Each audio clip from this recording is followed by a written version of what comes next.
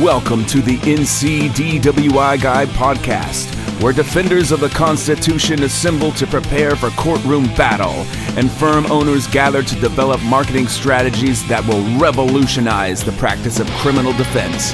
Here's your host, the NCDWI guy, Jake Minnick.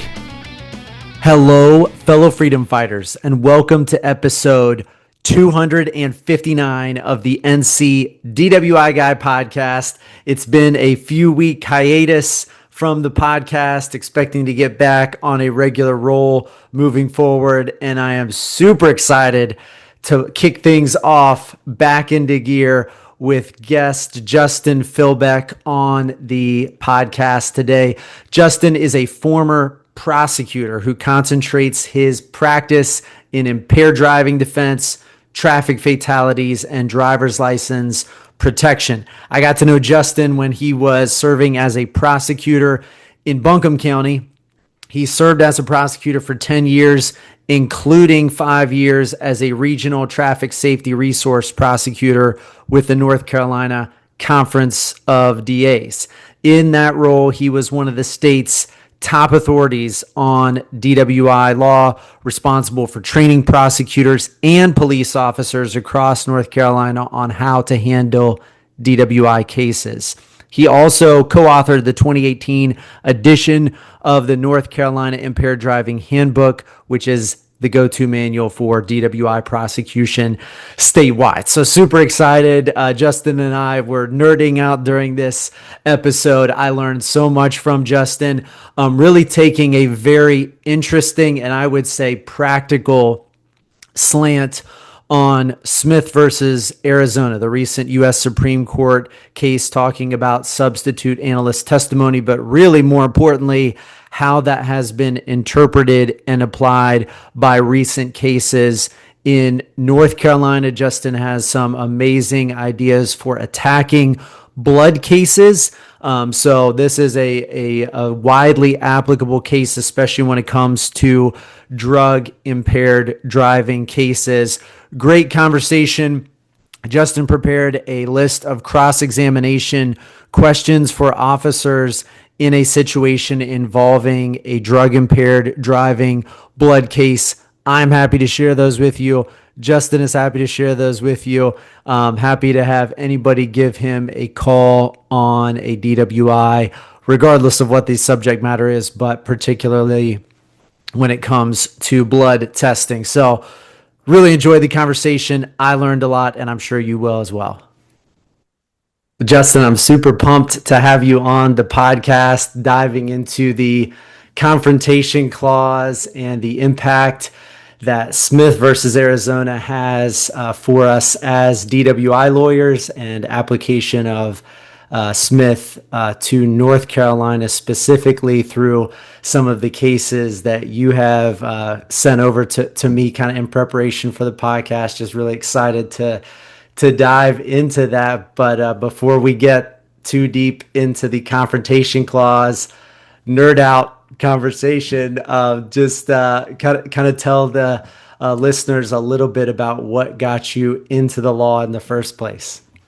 Sure, absolutely. Thanks for having me on, first of all, Jake. I really appreciated it. I'm excited. I'm a long-time listener. Yeah. So what got me interested in the law? Honestly, first off, I wanted to be a history professor, and I was for a year. And then I really didn't like inter department politics, so I became a lawyer where there are no politics. Where was that? Where were you? Appalachian State. Okay. I was a professor for a year at Appalachian State, and then I went to Wake Forest. And I was just always really interested in sort of the nature of arguing, kind of, really, I think is the best way to put it. And I really enjoyed the idea of formal logic and that sort of stuff. And so people always told me I'd be a really good lawyer. And so I took the LSAT, and I was like, oh, maybe this will work out. And I went to law school, and it's been working out so far. So yeah, that's awesome. I on the flip side, I did a prep class for the LSAT, took like 3 practice tests, and I got the same score on all 3 practice tests and on the actual exam, which was like a kind of middle of the road 151. It was like a passable score, but not in the kind of like confident level of like, hey, this is gonna be a good call. But it was just like I got no other plans, so let's see where we can get into law school. So no, I that's definitely I went hard on the LSAT because I was like, the GPA is not getting me anywhere. It's got to be the LSAT. So yeah. well, you came out of law school and kind of started in the kind of prosecutorial role, and so what got you kind of like into the prosecution end of things, and then what were some of the kind of like top takeaways that you have from being a assistant district attorney? Sure. So when I was in law school, criminal law was never remotely my interest. It never occurred to me that I was going to be in criminal law. What I really loved was trial work. And so once I graduated law school, I went around asking people like, where do I go to get trials? And everyone said, go to a DA's office. Oh, And that's so I interesting. Yeah, and so I went to Seth Banks' office up in Watauga County. He runs the 35th district up there. And in my interview, I said, he asked me why did I want to work in a DA's office. So I said, I'd like to do some trials. And he said, we have some trials. And That is so sure true. enough, Yeah. they did. And so that's really what got me into it is I just wanted to do trial work. I knew nothing about criminal law, and I just kind of dove headfirst into it. And it turned into it was the most fulfilling thing I could have done with my career early on. I'm so glad that I did it. I learned so much about the justice system, but also like sort of how the justice system interacts with communities, and that was really rewarding and fulfilling, and just really educational. It really kind of opened my eyes to a lot of things about society that I'd never thought about critically before. And my biggest takeaways from being a prosecutor, I would say, is when you're a prosecutor, it often feels like you're sort of in the coal mines of justice, right? You're not. People talk about it in very high-minded terms, but when you're on the line in district court, it's more of a okay, next, next, next, let's get it done. It's really about processing speed and making decisions quickly on the fly and getting really comfortable with being confident in your decisions. And that's the biggest takeaway. I think that's the thing I'll probably carry with me from being a prosecutor for the rest of my life is feeling comfortable making snap decisions and knowing that I've got a good process for decision making, and therefore I can trust myself in the moment to make good decisions moment to moment. What was the time frame that it kind of took to start feeling that confidence? Because any new prosecutor that's running traffic court, it's just like God bless you. Like I mean, it's just the amount of conversations and things just getting thrown at you from every direction. Just to me, kind of like causes like a pit in my stomach watching it from the outside. It's like this is too much for me. I would not. That's kind of what I initially wanted to get into, and I'm glad that didn't pan out because I feel like I would have been pretty wrecked by the overwhelm. It took a while, in some of the prepared questions that you had sent me before this, you asked me sort of what my tips for young lawyers were, and I'll kind of get into that a little bit right now. Is like, don't be afraid to look stupid in court. Everything I've ever learned is because I lost a case or got yelled at by a judge Yes, on that particular issue. And that's a so great tip.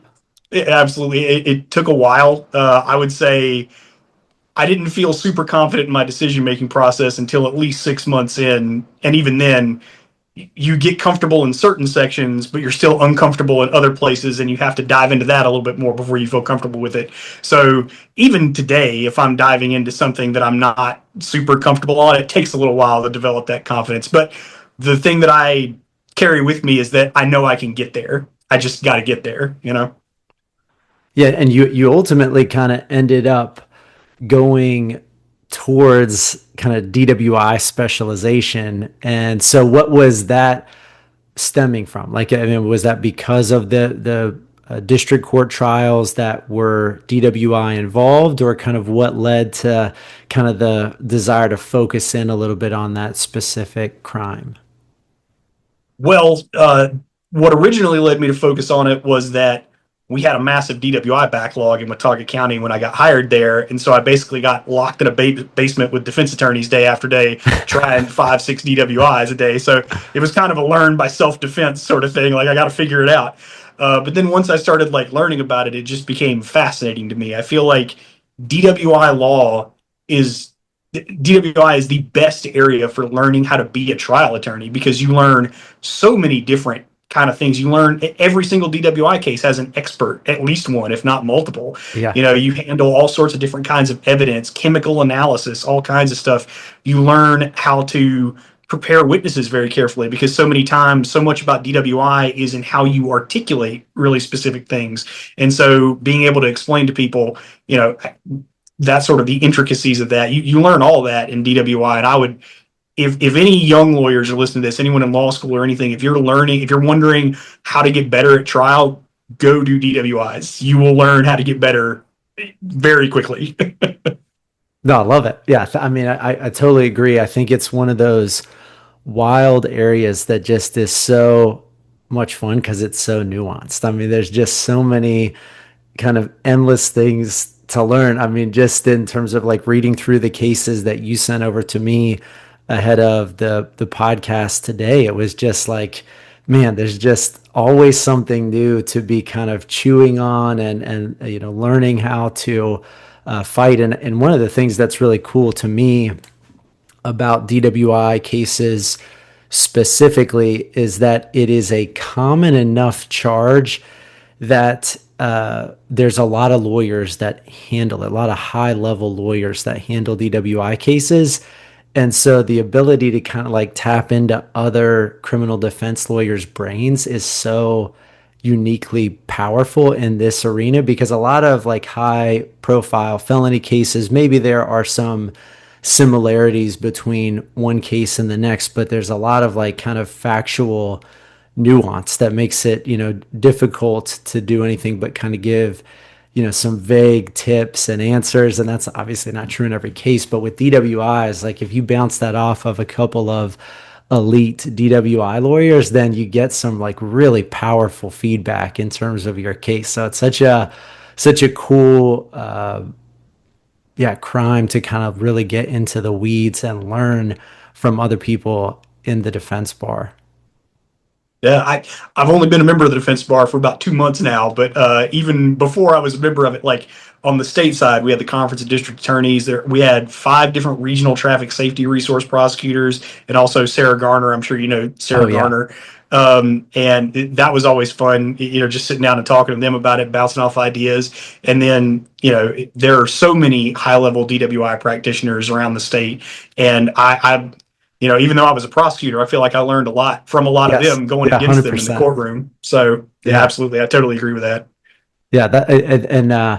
In terms of kind of that move over to criminal defense, what has kind of led down that path, and what's kind of been like the biggest, transition or takeaway kind of in the early part of practice, kind of being at the other table? Sure.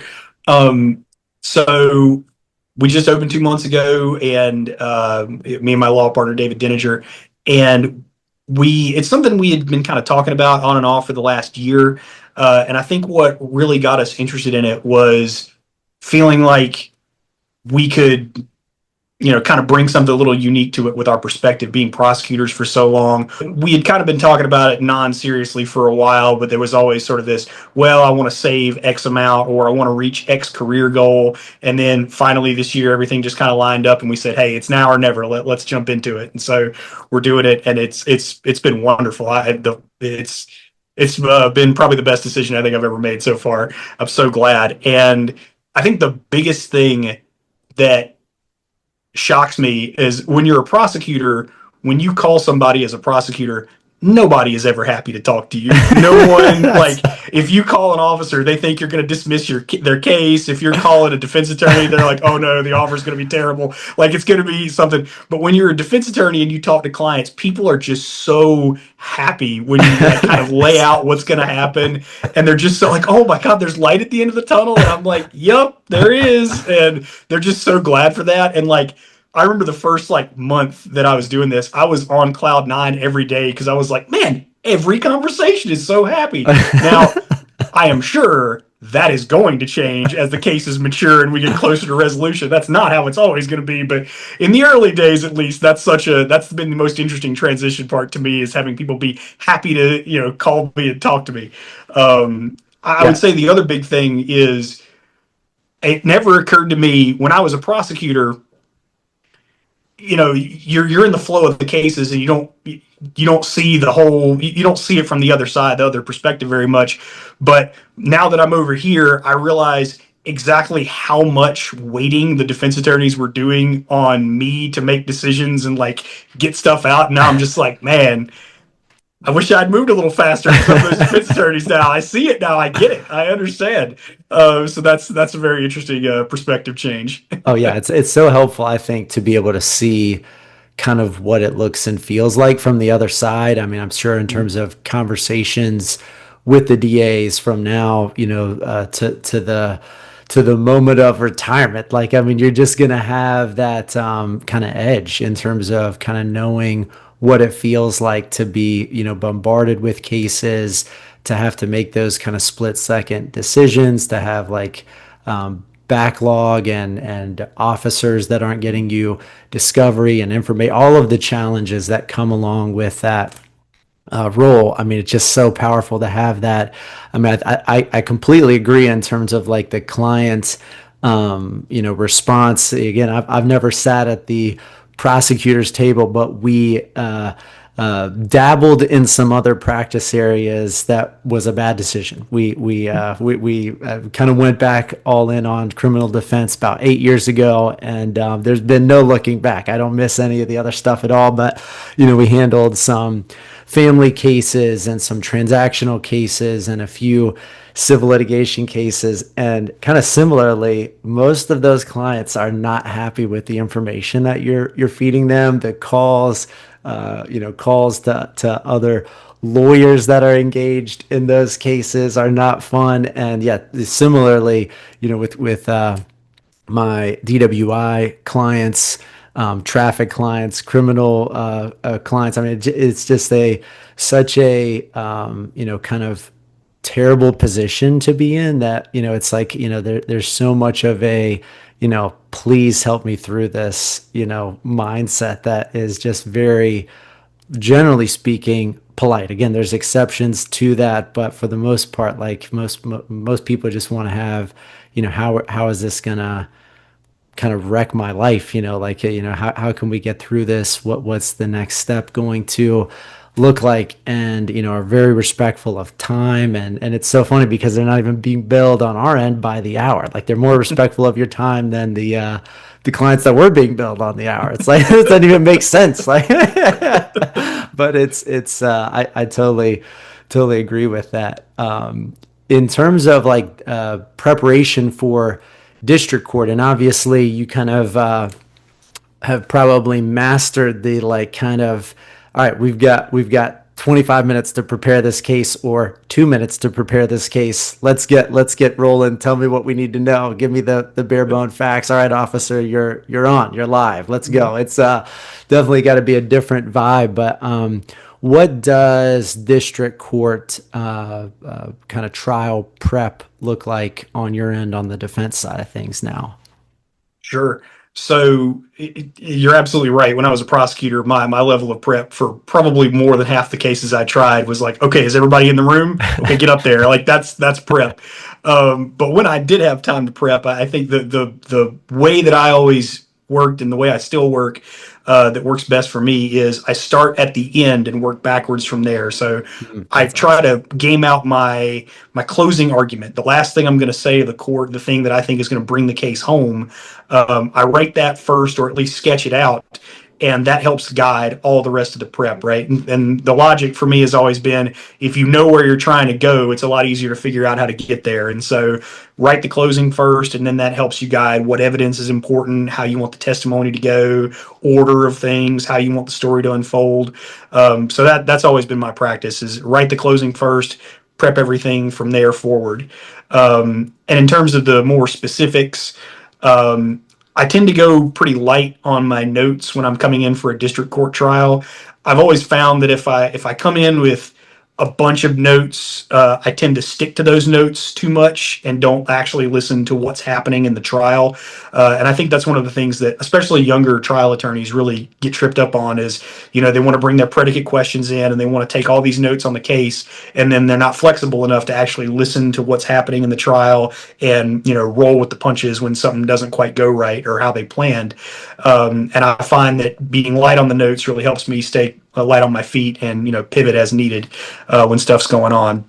Yeah, I would assume that just to kind of respond to that a little bit. I would assume that prosecutorial background is probably helpful on that front, because you kind of don't know where the case is going. In some sense, it's like, well, I know what the evidence is going to be. Like, it's typically a one-sided presentation of the evidence, but I'm sure there are plenty of kind of blindsided defenses where it's like, yeah, I didn't know that we were going to like have a foundational issue in terms of the breath test, and what was done, before that in order to kind of get this number into evidence, or, some issue with the notice, or, this nuance with the stop. Like, I think a lot of that, on a lot of cases, I'm playing my cards pretty close to the vest. I do not want to tip my hand in terms of where our like defense issue lies. So it's just kind of like, all right, you guys throw up your case, and when we get to the juicy part, I will let you know. Absolutely. As a prosecutor, I definitely, I was always the most scared when the defense attorney was just like, "It's for trial." No, I don't have anything to say. And it was just like, well, oh man. And so that's when I'm like reading the notes carefully, like, where is it? I got to spot the issue.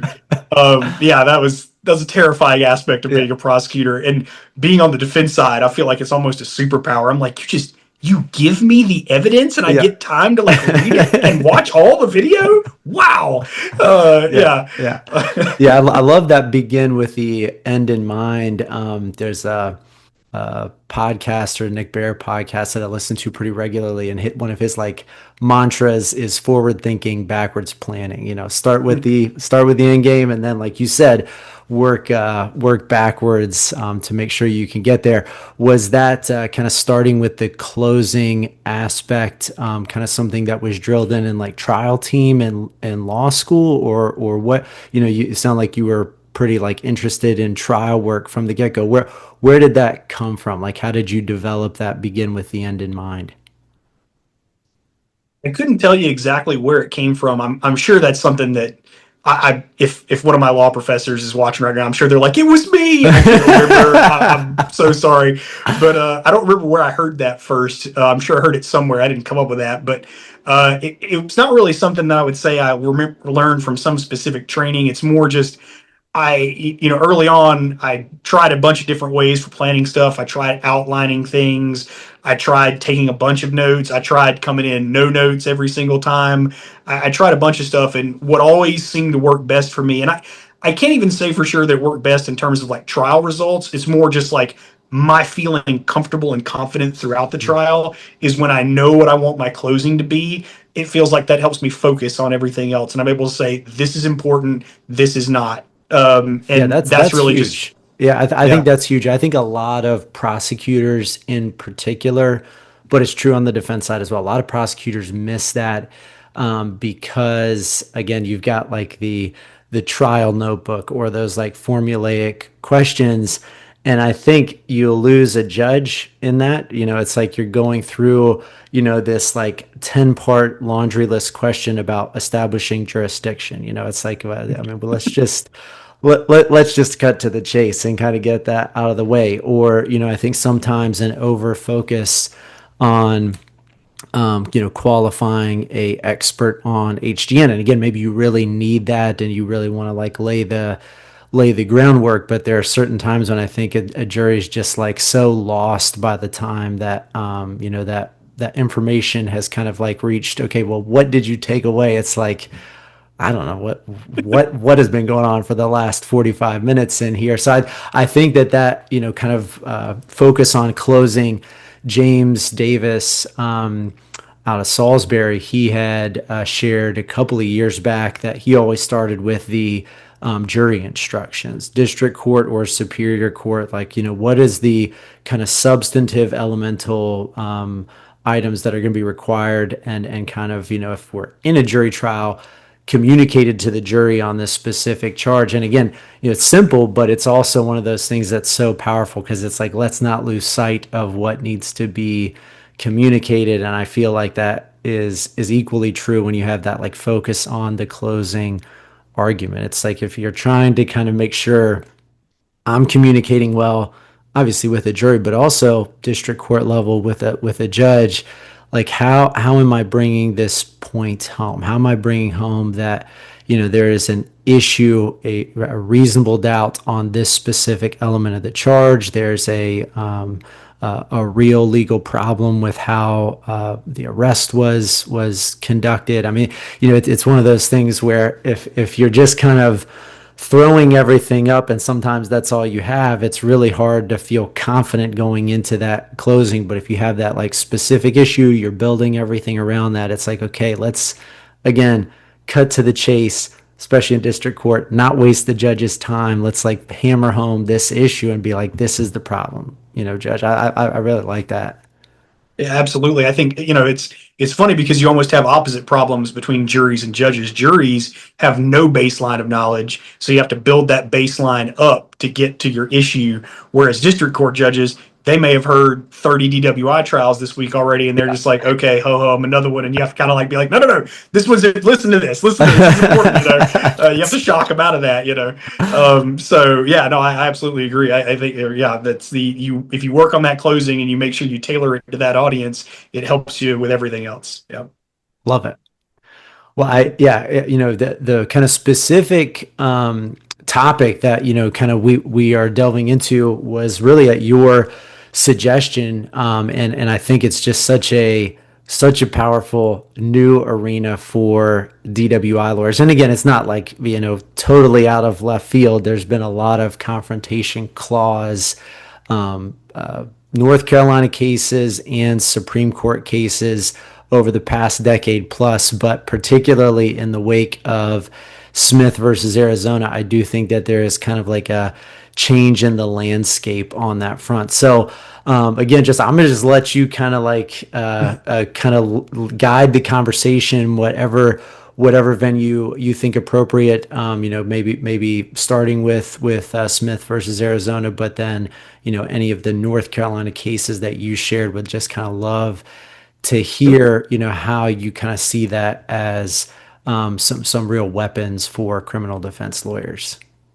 Absolutely. So I'll start off with a little bit of background. I'm sure anyone listening to this podcast probably knows some of the background, but just to make sure that we're all on the same page, Crawford comes out with the new confrontation clause stuff in 2003, which says that the confrontation clause applies to testimonial hearsay. And then in 2009, you have the Melendez-Diaz Supreme Court, U.S. Supreme Court, saying that Crawford applies to forensic analysts and analyst reports. You have to have the analyst in the courtroom. You can't just put the report in without the analyst there to be cross-examined.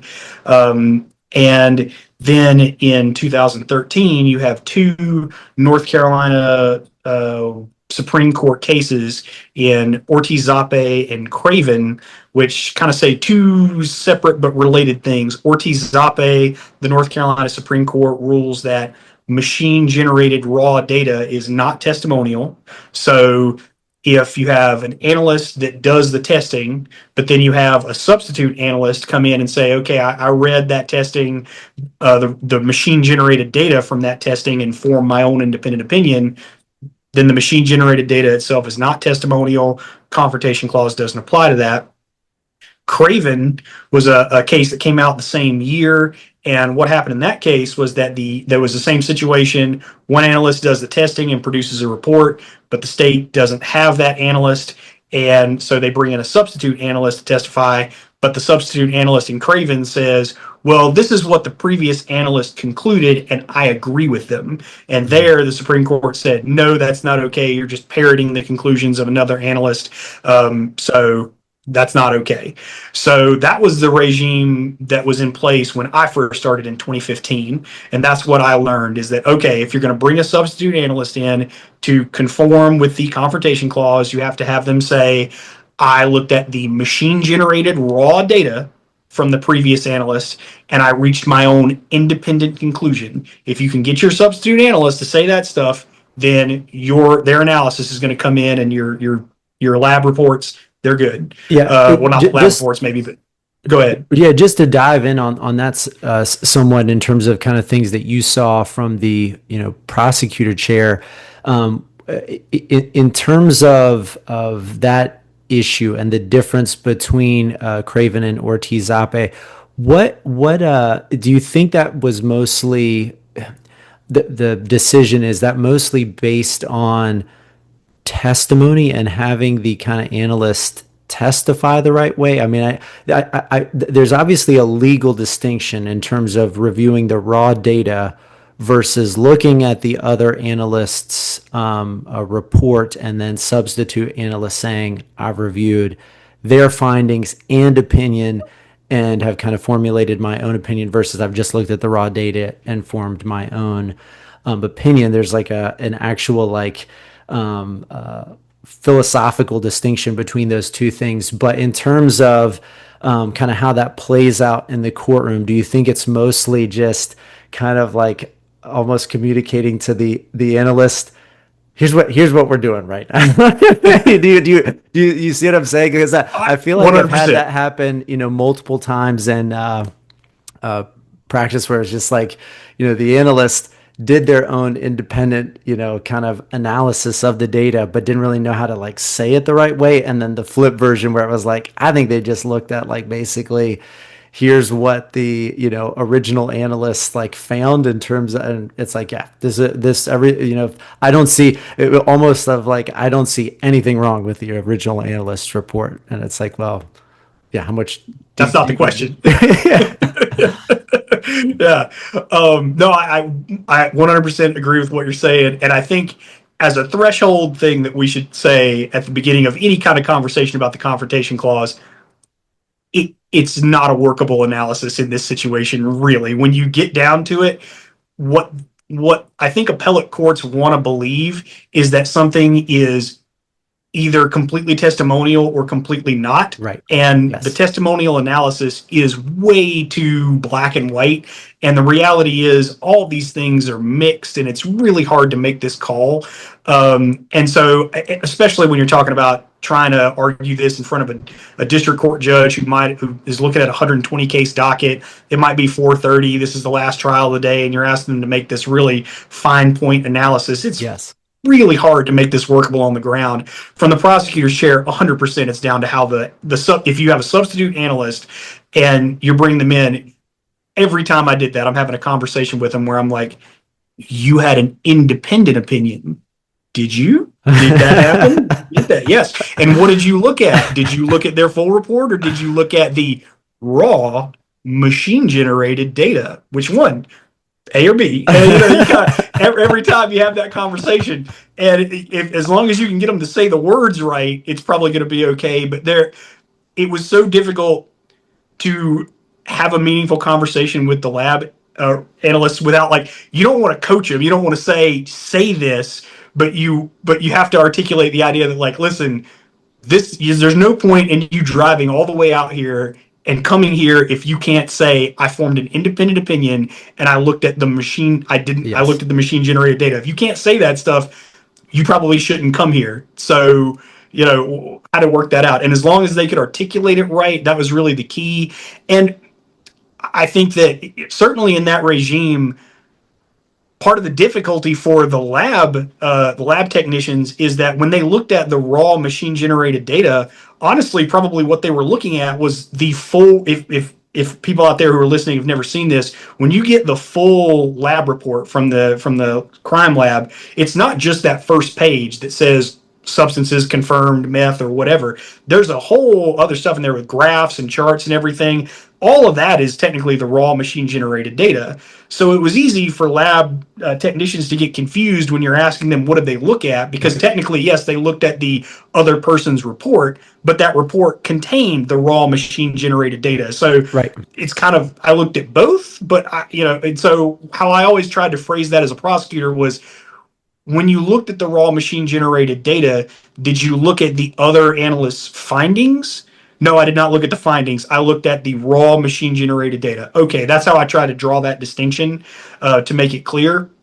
But, you know, when you're talking to an analyst on the phone trying to explain to them what you need, it's Yes. like, okay, that person, and this comes up very commonly because analysts, there's tons of turnover at the state crime lab. People leave all the time. So you have I was to. gonna ask a follow-up question on that may slightly take us off path for a Go second. ahead. But the one of the things that I kind of did to my detriment in the early part of practice is basically, if there was a case involving a lab analyst, file my notice of objection, and just like fingers crossed, hopefully this person doesn't show up.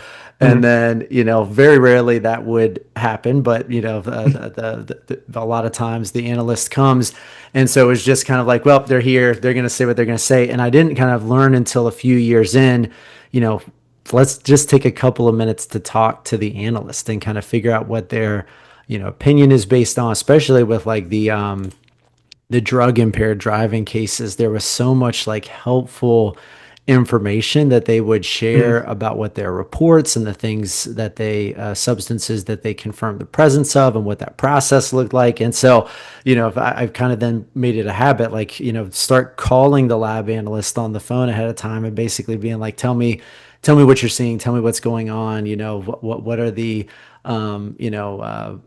nuances here, if anything. And I always thought it was going to be very adversarial, but I don't know if they're just bored, they don't have anybody to talk to in the lab, but they were like more than happy to share. I was like, oh, let me tell you what I've been doing on this thing. They are. I every single conversation I've ever had with someone at any of the state crime labs has been wonderful. They are the nicest people, Yeah. most generous with their time. They are wonderful.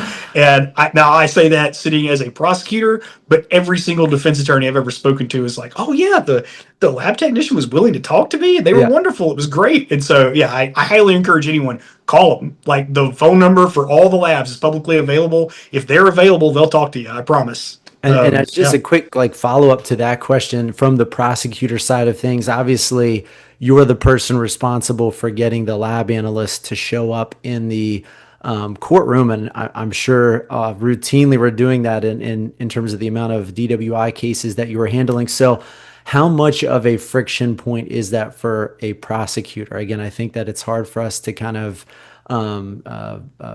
figure that out and kind of see it, because it's not quite as frequent, even though there's enough percentage of cases that involve either blood analysis of alcohol or drugs. But what did that look like kind of volume wise and kind of follow up with analyst wise from the prosecutor seat?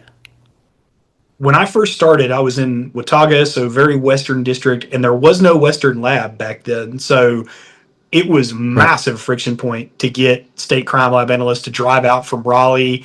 And then it was even worse when they do the 4 hour drive out there. And then you realize, like, oh, there's some kind of issue in the case that's going to kill it before you even get to the lab analyst. Yeah. And you have to tell them, like, I'm sorry, it's going to get killed at the stop. I'm so sorry. And so it was terrible back then.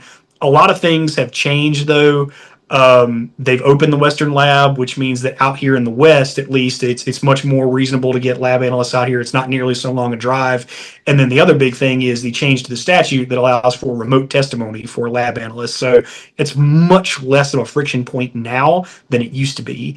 It's still a friction point. Every extra witness that the state has to call is a friction point. They still have to be available. All the equipment still has to be working. All your officers still have to be available. There's still friction there, but fortunately, it's not nearly as much as it used to be. But in terms of like volume, of the trial cases, I could guarantee you a blood case was almost always going to be called for trial, just because the knowledge that we're going to have to get a crime lab analyst there. Yeah. Oh, we'll call it for trial anyway, just see if they show up. That was very common. Yeah. Well, yeah. Sorry to derail there. I just Oh, think in you're terms of fine. like the real practicality of getting a body in the courtroom, I think that's part of what is guaranteed, obviously, by the confrontation clause and is a real friction point. But yeah. Please dive back in. I'm sorry about that. Sure. No, you're fine. You're fine. And so that was the regime, was sort of the Craven Ortiz Zape situation. And that's what I knew for as a prosecutor for the vast majority of my time there. And then in 2024, early on, Smith v. Arizona comes out. And I think the most important thing for North Carolina attorneys to understand, if you read Smith v. Arizona, and it seems an awful lot like the court is talking about hearsay, it's because the U.S. Supreme Court is dealing with Arizona case law. I think that's the most important thing to understand. I fully did not understand why the Supreme Court was talking the way they were for so long. And it's because North Carolina has not worried about the hearsay element of the Confrontation Clause very much when it comes to substitute analysts. Our stuff has always been about the testimonial side of things, but in Smith v. Arizona, they're analyzing Arizona case law, and the way that the state got around the Confrontation Clause for substitute analysts in Arizona was to say, oh, it's not hearsay because it's not being offered for the purpose, for the truth of the matter asserted. It's being offered to support the testimony, whatever, other reasons that are not don't implicate the hearsay. And so that's why the Arizona Smith v. Arizona opinion is what it is. They're analyzing whether or not substitute analysts' testimony regarding the testing that was done prior and the report done by another analyst, whether or not that was hearsay for the purposes of the Confrontation Clause, because that's how it was in Arizona law. That was the issue presented. And that's why I think Smith v. Arizona itself is actually not that much of an issue for North Carolina practitioners, because that's not how our case law is. It doesn't really directly implicate our case law. But just to talk about Smith v. Arizona, the defendant was charged with drug possession. Law enforcement sent the drugs they found off the state crime lab. An analyst produced a report. And the analyst, 3 weeks before trial, the state suddenly has to pull a switcheroo and provide notice of the substitute analyst. Substitute analyst comes in to testify, and basically testifies, that they offered an independent opinion. Looking at my notes here off to the left, they offered an independent opinion of the substances indicated by RAS testing, by the original analyst testing. And then the defendant was ultimately convicted. The case goes up to the Arizona Court of Appeals. Court of Appeals heard it and affirmed the conviction, saying that they didn't believe that the evidence presented by the substitute analyst was hearsay. They said, oh, it's not hearsay because it's not being offered for the truth of the matter asserted. It was only used to show the basis of the in-court witness's opinion and not to prove their truth. And so that's what the U.S. Supreme Court took up when they're taking this case, and they decided that, hey, actually, no, if you're admitting the opinion of an underlying tester, if you're admitting their testing and you're saying, okay, this is true, what I'm saying is true because what this person said is true, that has to be offered for the truth of the matter asserted. That's ridiculous to argue otherwise. And so that's what the Supreme Court was saying there. Go ahead. It seems, just, when we were kind of doing that differentiation earlier between Craven and Ortiz Ape, and do you have your own independent opinion? It still seems problematic, regardless, to introduce the opinion of the out of court analyst, because to some extent it's like you're getting two opinions. It's like you're Right. effectively getting the opinion of the substitute analyst that you are able to cross-examine, but you're also getting the opinion of the analyst that is not subject to cross-examination. And it's like, well, that clearly, it's like, that's still got to weigh in a judge or a jury's mind in terms of the value of what is being offered. And so, yeah, I mean, I just think that is such a interesting kind of nuance to it as well, in terms of if you're trying to keep that substitute testimony out. I think, when you're looking at just the raw data versus I looked at the report and kind of included in my reviewing the original analysts' findings and opinions about what was seen in the raw data. It's like, well, like you were saying, there's not this black and white of, what is, testimonial, what was kind of allowed in terms of the substitute analysts' thought process. So I think that there's just a ton of nuance in that. Absolutely. That's part of what makes this analysis such a mess for this situation is, okay, even if you say something is testimonial or not, well, which part is testimonial? Are we letting in the original analyst's report? Are we keeping that out? If you're gonna keep the original analyst's report out, what are you going to allow this substitute testifying analyst to even testify to? Are you going to let them say what the testing was because they're not the ones who did it? There's so much that, like, even though we have all these opinions, so much is left unclear because where exactly does the confrontation clause right attach to? Does it attach to the report itself? Does it attach to the original analyst's opinions? Does it attach to all these things? And as we go forward, you're going to see there's no clarity on any of that. There's no clarity at all. So that's kind of one of my big frustrating points of this is that, like, there's just no bright line rules ever when it comes to this. And so to wrap up the Smith v. Arizona thing, they talk a lot about the hearsay, and they determine that it's definitely hearsay. It is being admitted for the truth of the matter asserted. But what Smith v. Arizona, what the U.S. Supreme Court left open there was, is it testimonial? And they remanded to the Arizona Court of Appeals to determine whether or not the underlying testimony was the underlying testing and report, everything was that testimonial in nature. And when I first read Smith, I was very concerned about it because I thought immediately, like, oh man, this could create a lot of issues for us. But then the more I came to understand the case, the more I felt like, well, we have Ortiz, Zappe, and Craven, which kind of already lay out what's testimonial and what's not. So maybe this isn't that big of an issue as I think it is. Maybe I am Chicken Little. Every time I talk to it about other people, everyone was like, man, it's not that big a deal. And I was like, I don't know, I think it is. But I'm not sure. And so then we have the first North Carolina case that comes out after Smith v. Arizona, which is State v. Clark. State v. Clark comes out in December of 2024. And that is, I mean, it is directly on point, on all fours. DWI case. There's an analyst, Miss Fox. It's probably Megan Fox. And then right before trial, they have to do a substitute analyst, and the analysts testified that based on statements made by Miss Fox in her lab report, as he never performed any of the testing on himself, he formed the opinion based on the testing that Miss Fox did, the original analyst. And the court in North Carolina, in State v. Clark, said that Miss Fox's report and the underlying analysis were testimonial because it was clearly performed in connection with the sheriff's office investigation of the defendant.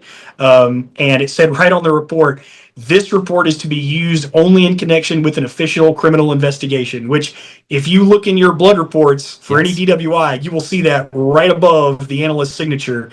It's right there in big block capital letters. The court specifically cited Ortiz Zappe, and the court implied that Smith v. Arizona overruled Ortiz Zappe. And that case came out, and I felt super vindicated. I was like, so this is a big issue. Substitute analysts not allowed anymore. Bright line rule, very clear. And honestly, regardless of what side I've ever, like, now I'm on the defense side, I was on the state side there.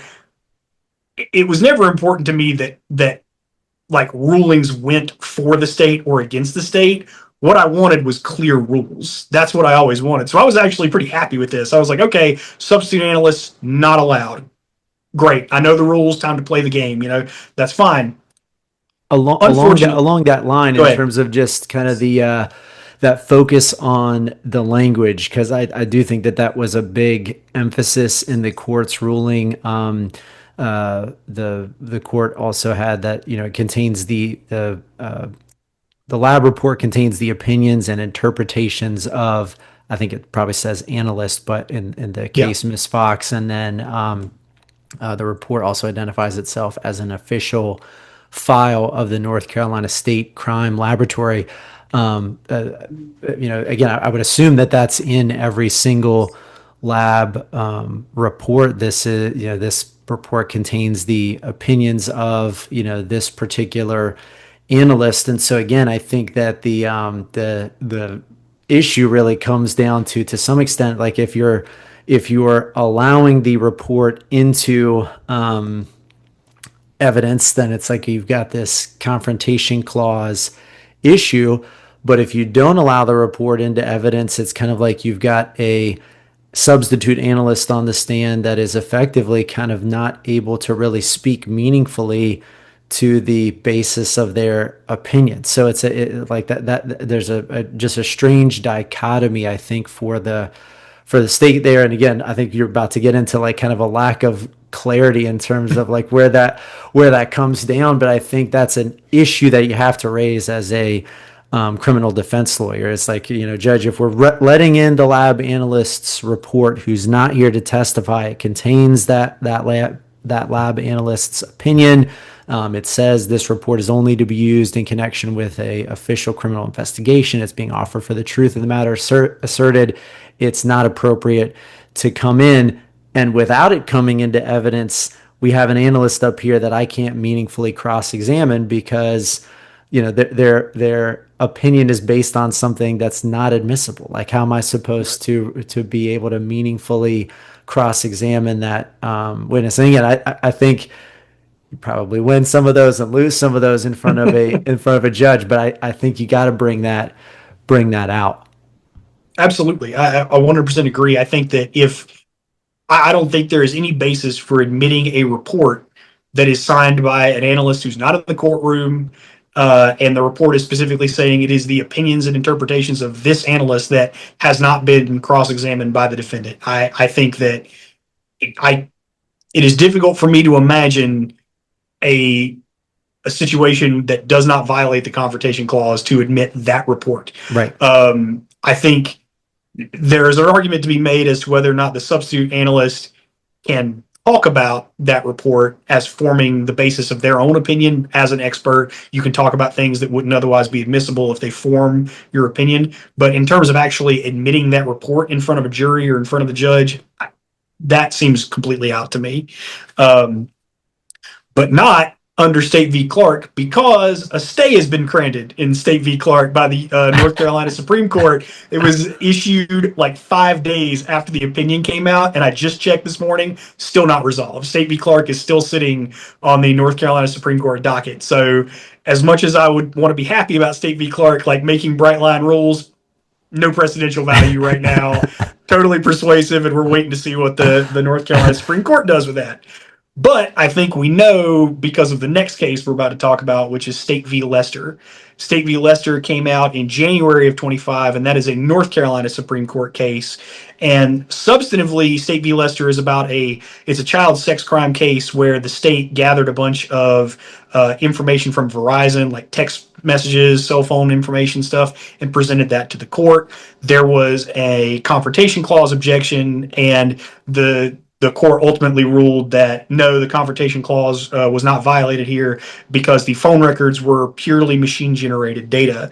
Now, that in and of itself is not that interesting. However, there is a note, something that the North Carolina Supreme Court just kind of decides to wax poetic about the general idea of the confrontation clause, and at one point says, and I'll quote here directly from the court, it cites Ortiz-Zappe, and the North Carolina Supreme Court in Lester says specifically, if these distinctions sound abstract, consider the example we used in Ortiz-Zappe. Imagine a drunk driving case in which a gas chromatograph measures a suspect's blood alcohol concentration.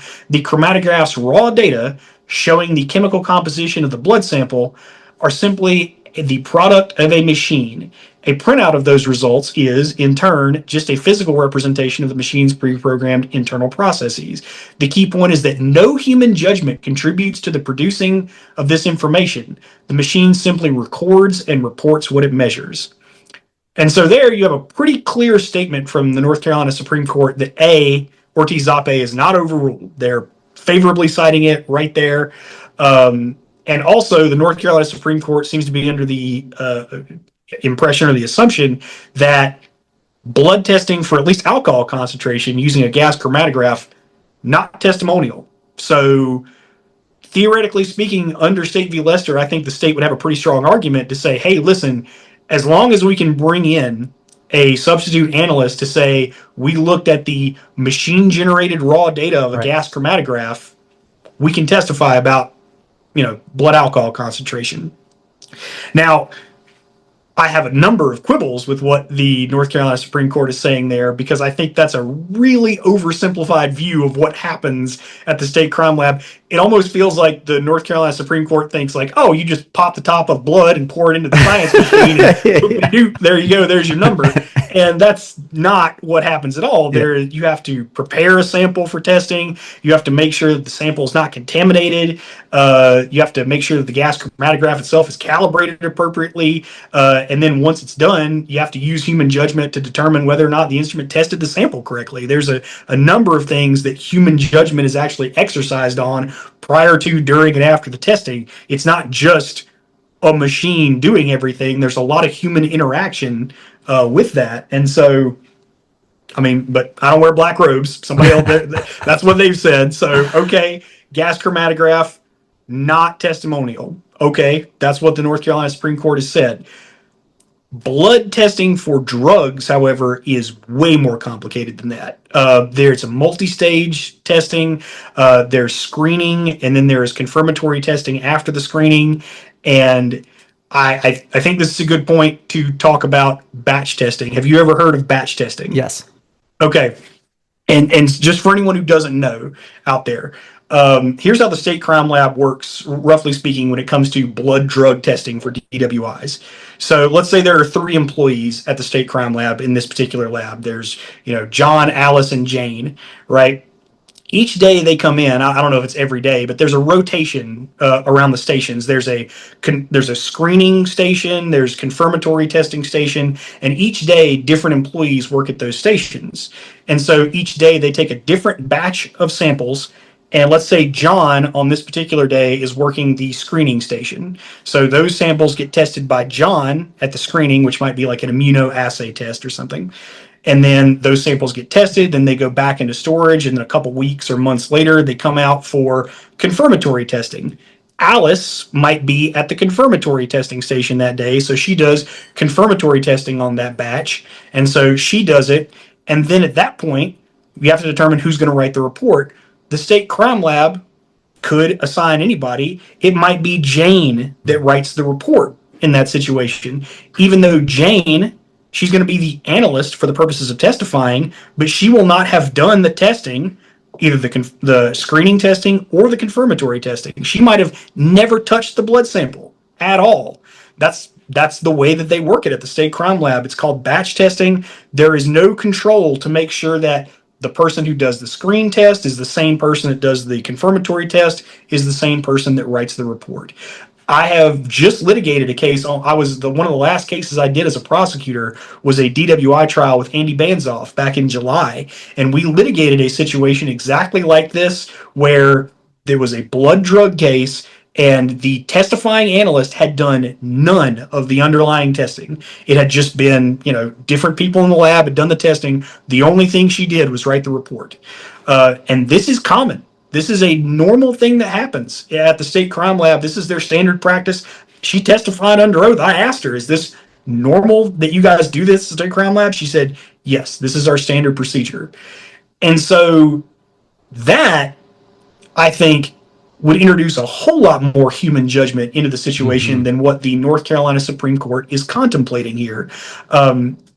Especially because I know for a fact, and I'm not a scientist, I can't speak to all the specifics of what the state crime lab does.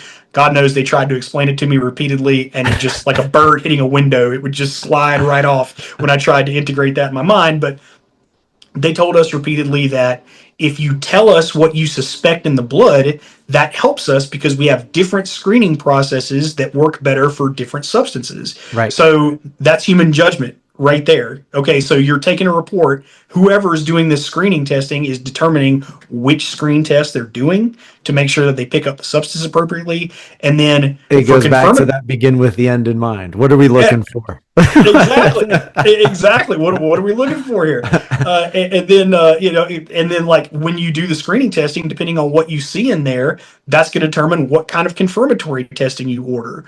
And then at some point, I believe once the screening testing is done, the state crime lab determines which lab analyst is going to be writing the final report.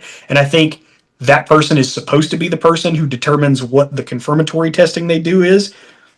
But you don't know. Like, you got to ask, you got to figure that out, whether that happened in your case. And all of this, and again, that person might not be the person who's actually doing the confirmatory testing. And so you have all these steps of human judgment. Also, I will point out that even the raw machine generated data, I asked specifically, I've asked this repeatedly, like, what do people do with that raw machine generated data once it's, created by the instrument that's being used for whatever testing? And I've been told repeatedly that the analyst actually goes in and cleans up that data. And what I mean by that is if you look in that full lab report and you look at all the graphs and charts in the back, and that's how scientific I get. I always call them the graphs and charts. I'm sure there's a better word for it, but the big thing that the analysts always talk about is the peaks. There's the Right. graph that shows sort of like a peak on it, and apparently an analyst will go in once, like if they run it through, let's say the liquid chromatograph, and they get results that show peaks, they will go in and remove some of those peaks that they consider to be extraneous or irrelevant. So it's like, oh, that definitely isn't any kind of substance. That's like a bit of fatty tissue that was in the sample, and that's just what the machine's picking up on. But that's human judgment. Right. The key Right. there is that is a human deciding to take out that piece of data that otherwise would not have been taken out. It's not so machine generated. that's not machine generated, exactly. And so I think that the next battlefield is really going to be digging down to exactly how much human judgment is made at each step of that process for blood drug testing, and getting the court to kind of acknowledge that, hey, there is a big human element to this. And where do we draw the line on the confrontation clause as far as like how do we determine whether or not how much human judgment makes it testimonial, and how much are we willing to tolerate? Yeah, and I mean, it kind of makes sense that would be something that would, kind of come into play in terms of just the lab report itself, because with the with an intox result, you basically have machine generated data, right? Like, I mean, it's effectively, you're blowing into the machine. I mean, I guess you could say, this could be impacted by how much of a cheerleader the officer is being Sure. in saying blow, blow, blow. But beyond that, I mean, it's effectively machine generated data. And obviously with the lab reports, you've got, 100 plus pages of information. And a lot of that is all of the kind of like procedures, processing. There are, notes on certain pages of the report that indicate, nuances and testing and that type of thing. And so I think that part of, the beauty of what you've just talked about is, again, I think we've got to get better, I would say, as a defense bar in litigating this issue, in really diving into the weeds and making sure that for those issues that are not machine generated, where there are kind of like human judgment situations within the testing process and procedure, that we're really drawing that out and making it simple, like you were kind of saying earlier in the conversation, for a district court judge that's trying to digest all of this in a 2-hour trial, keeping it very front and center. Here's where the issues are in terms of admitting this, purportedly, machine generated data that's not machine generated data. And so I think that, I love all of the specific examples that you just gave, because I think those are such easy things to then go in and kind of ask the analyst, what does that look like in practice? Yeah, I think something that will certainly help us get more Court of Appeals clarity on these issues is making sure that we create the record for the Court of Appeals, that we make sure that we draw all this out so that the Court of Appeals can see exactly how much human involvement there is at each stage. And for my, like, I have spent an inordinate amount of time in my career questioning experts in the DWI field. I am not a scientist. I do not purport to be a scientist. It's difficult for me to even say the word gas chromatograph. I've practiced a lot for this podcast, believe me. And so, but you don't have to be a scientist to cross-examine people on this stuff. As a matter of fact, the way that I have found to be most effective is when I'm not cross-examining, but even when I'm directly examining anybody who's an expert, anyone from the state crime lab, even if I know kind of what the answer should be, I play dumb. I'm just like, what does that mean? Tell me more about that. Tell me, and just like keep digging in, and like anything you're even remotely not clear on, just keep following up on it and keep asking. And I think that defense attorneys would be really well served to do that. Don't be intimidated by the fact that you don't know the scientific lingo. Don't be intimidated by the fact that the state crime lab analysts are really smart people. They know their stuff. They're going to give you really technical answers. Don't be intimidated by that. That's fine. If you don't know what it means, don't be afraid to be like, huh? What is that? Just do that. Keep digging down until they break it down into really simple, easy to understand things, because that's going to help you, as in your questioning, you're going to understand what they're saying. And it's going to help the judge or the jury understand, well, we're worried about the judge right now with confrontation clause objections, but it's going to help the judge to understand how much human involvement really is in these situations. And again, I think just going back to what I mentioned earlier, if you have some time to just even call the lab analyst or talk with them before court and basically say, when you're in this part of the testing process, what is it that you're doing in the lab? What is your involvement when these charts and graphs are generated? Tell me what I would say the same thing. So I'm definitely in that same maybe we'll ask next time, Justin, what's the fancy term for this? The telemetric data or something, like whatever it's called. Yeah. but what is the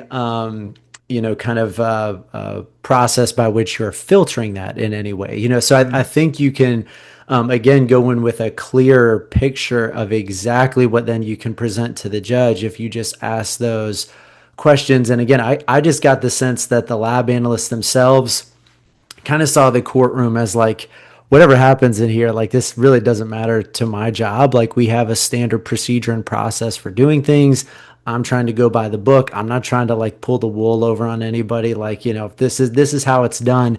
And so there's, I've not found any situation to date where there was like this high level, like need to self protect. There's been a lot of times when analysts have said some pretty harmful stuff that they had told me, beforehand about, and there's a couple of times that they even like pointed it out to me. They were like, if I was you, I would ask about this. And it's like, are you saying that? but again, I think it was just wanting to share and remain transparent. And they have the forms that they pass out at the end of trial about, what could I do to improve? Like what, almost like basically a rate me form. And so I think that there is a real desire to kind of be high level. I don't know if that came out of like a NIFONG kind of situation in terms of like, we want to show the world that we're like a solid lab, but I think that there is definitely a real sense of trying to be transparent on that front. I would 100% agree that I think the shadow of the NIFOG situation has loomed large over the state crime lab. It used to be a branch of the State Bureau of Investigation, and they specifically spun it off and branded it as the state crime lab now to be like, we're not affiliated with a law enforcement agency. Our people, they used to be called lab agents. They're not agents. They're not sworn agents. They're just scientists. Yeah. And I think they've taken that to heart in a really positive way. They are 100% dedicated to being as fair and scientifically accurate as possible, as opposed to just trying to quote unquote like help the prosecution or something like that. So, and that's to their credit. That's wonderful. Yeah, well, I think as we kind of wrap up the conversation here, Justin, what if anything would you say is kind of like the one thing that a DWI lawyer should do in every blood analysis case? Again, if there's a couple of things, but what is like the thing that's like you definitely need to expose this issue or request this thing? What's the one thing on a blood case? Absolutely. I think it's a couple things. I think the main thing though is always going to be object to the state's notice of intent to introduce the lab report without the testimony of the analyst. They can still use that 20-139.1 notice and demand procedure. I think it is the best practice in every single case. As soon as you get a DWI case, file a standard, some sort of form motion to suppress that also contains an objection and asserting your client's confrontation clause rights. If you don't file that objection, they can get that lab report in, and you got no standing to object at that point if you're outside the time period. So I would make it a habit in every DWI case to do that, or just limit it to your blood cases, but just do it every single time so that you don't get caught surprised at trial date that suddenly they're getting their lab report in and it doesn't matter what you say. The other thing is, don't just settle for that 1 to 2 page little thing that confirms the substances that were found in the blood. By statute, under 20-139.1 subsection C3, we are supposed to be getting the chain of custody report as well. And the chain of custody report is going to list every single person at the state crime lab that touched your client's sample, and that can help you determine whether you've got one of these confrontation clause issues there. Because if you see a whole bunch of people in there and a whole bunch of different names, there's an indication that maybe there was a lot of different people involved in the testing that maybe are not the reporting analyst. So that can give you a little bit of ammunition to dig a little more, do exactly what you said earlier, call the lab, ask them like, hey, who did what on this case, tell me about that. And that's really the two big things. Is like up front, always assert your client's confrontation clause rights. Number two, make sure that you get all the documentation that you were entitled to in district court, because as we're all aware as defense attorneys, you don't get discovery in district court. The state reminds us constantly on that, but there are some things you are entitled to, and that is one of the things you're entitled to is the chain of custody report as well, which does not always get handed over. So I would make sure to ask for that, because that can help you suss out these issues. And from there, just don't be afraid to ask questions. Don't be afraid to get in there, and don't be intimidated. Don't do the thing where you're like, oh, I just hope the state lab agent doesn't show up, and then they do, and then you just say, well, okay, well, we'll plead. I ask some questions. You're here, do your job. That's what I'd say.